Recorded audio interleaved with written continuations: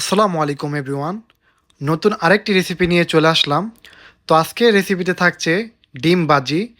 আজকে একটু ব্যতিক্রমভাবে ডিম ভাজি করে আপনাদেরকে দেখাবো। এটা যেমন ভাতের সাথে খেতে সুস্বাদু, তেমনি এই খাবারটা রুটি দিয়ে খাবার জন্য পারফেক্ট একটি খাবার। তো খুব অল্প কিছু উপকরণ দিয়েই আপনারা এই ডিম ভাজি তৈরি করতে পারবেন। তো পুরো রেসিপিটি দেখার জন্য আমার সাথে থাকবেন। তাহলে চলুন কথা না বাড়িয়ে রেসিপিটি শুরু করা যাক। তো ফার্স্টে একটা প্যান আমি গ্যাস চুলায় বসিয়ে তেল দিয়ে একটা পেঁয়াজ কেটে দিলাম।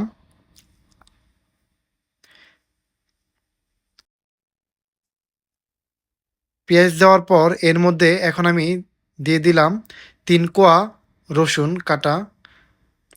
দিয়ে পেঁয়াজ রসুন লাল করে ভেজে নিব। দেখতে পাচ্ছেন পেঁয়াজ এবং রসুনটাকে আমি মোটামুটি লাল করে ভেজে নিছি।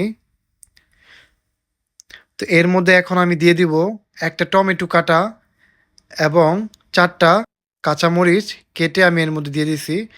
এখন সব উপকরণগুলা ভালো করে আমি ভেজে নেব।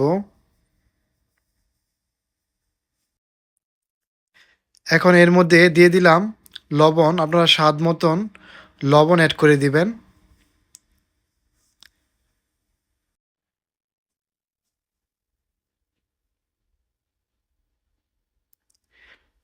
এখন এর মধ্যে আমি দিয়ে দিব ডিম। আমি ৩টা ডিম দিয়ে আজকের এই খাবারটা তৈরি করতেছি। তো ডিম দেওয়ার পর ভালো করে সব উপকরণগুলো একসাথে মিশিয়ে নেবেন। ২ থেকে ৩ মিনিট সব উপকরণগুলোর সাথে ডিমটাকে ভালো করে মিশিয়ে নিব। যে পর্যন্ত ডিমের কাঁচা ভাবটা না চলে যায় এবং ডিমের ছোট অংশগুলা যে পর্যন্ত ভাজা না হয়, ওই পর্যন্ত আমরা একটু ভেজে নিব। এত বেশি ভাজবো না। তো দেখতেই পাচ্ছেন আমার ডিম ভাজিটা কিন্তু হয়ে গেছে। এটা কিন্তু খাওয়ার জন্য রেডি। তো আপনারা খুব সহজেই বাসায় এই খাবারটা বানিয়ে খেতে পারেন। এটা কিন্তু রুটির সাথেও খেতে অনেক সুস্বাদু। খুব অল্প কিছু উপকরণ দিয়ে আপনারা এই ডিম ভাজিটা তৈরি করতে পারবেন। আমি কিন্তু ৩টা ডিম দিয়েই এই রেসিপিটি তৈরি করলাম।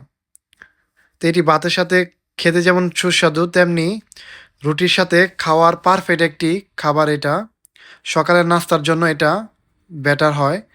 তো আশা করি ডিম ভাজির আজকের রেসিপিটি আপনাদের ভালো লাগছে। রেসিপিটি ভালো লাগলে ভিডিওটি একটি লাইক করে দিবেন। সো আজকে এ পর্যন্তই, দেখা হবে নতুন কোনো রেসিপি।